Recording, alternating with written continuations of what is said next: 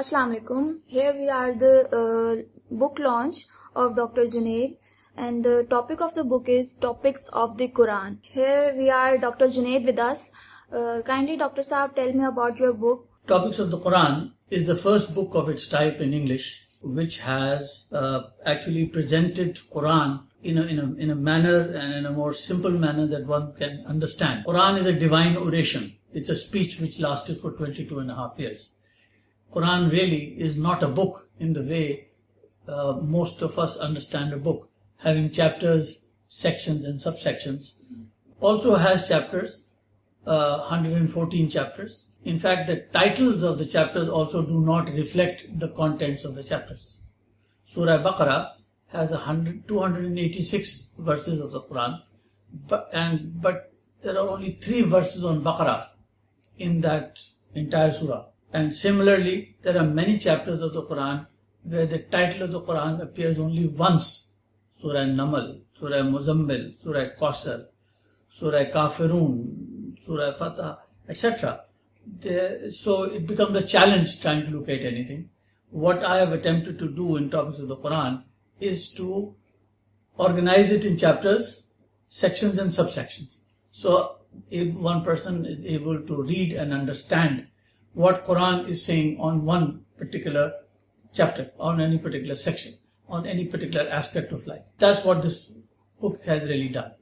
What inspired you to write this book?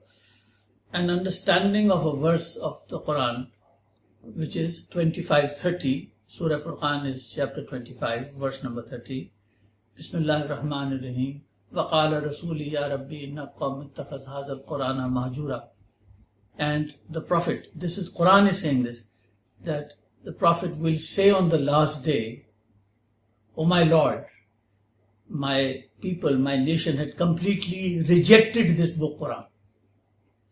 When I have attended a Dars Quran for about 45 years, and I started attending it at a very young age, and when this particular verse of Quran was repeated in the Dars and presented, our teacher at that time had said that you need to understand what basically is happening. It is the meaning of this ayat which I had understood, which really affected me. And what we were told was by Maulana Muhammad Ismail Sahab that on the last day, the Prophet will say to Allah that, "Oh Allah, you had given me the Quran, I passed it on to my nation. But I am actually ashamed in front of you that my nation completely rejected this book." And then he had explained the meaning of the word mahjura. Mahjura coming from a word hijr, which is hijrat. Hijrat is a place from where you migrate, you also come back. As the Prophet ﷺ had migrated from Makkah, he had gone to Medina and he also came back to Makkah. That is hijrat. Mahjura is as if you will never go back. While he did this, he asked my dad that, "Shahid Sahib, you had migrated from India. Have you ever gone back?" He said, "No, I have not gone back." "Are you planning to go back?" And my dad replied, "No." To which Maulana Ismail said, "This is Mahjura. You have left India to the extent that you will never even go back."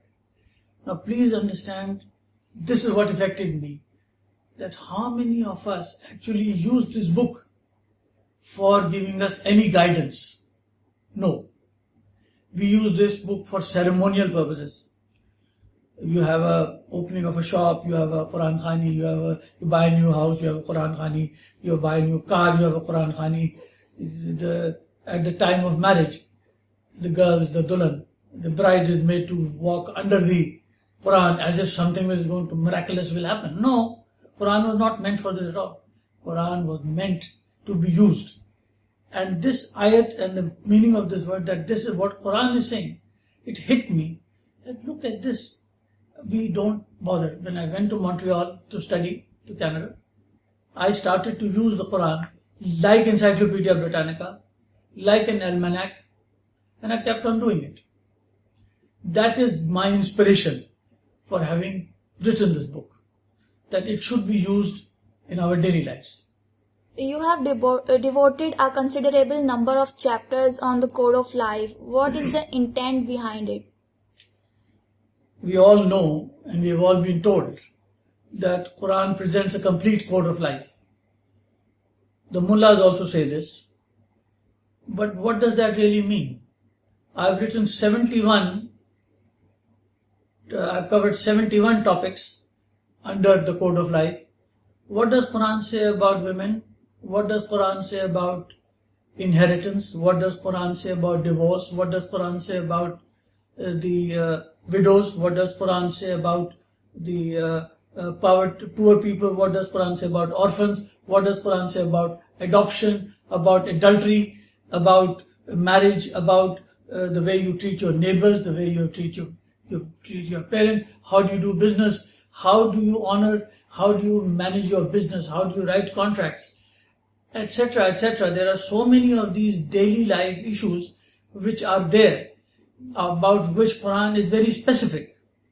What does Quran say for people who tell lies, who are proud of themselves, who take pride and show off?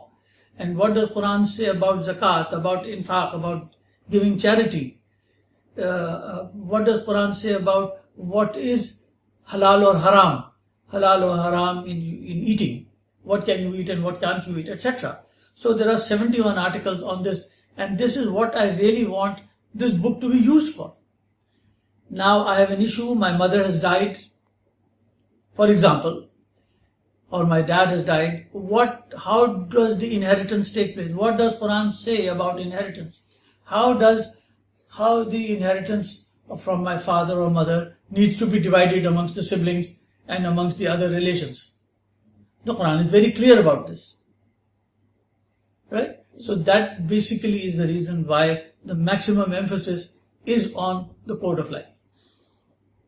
And I want this book to be used on a daily basis by people and by the whole family.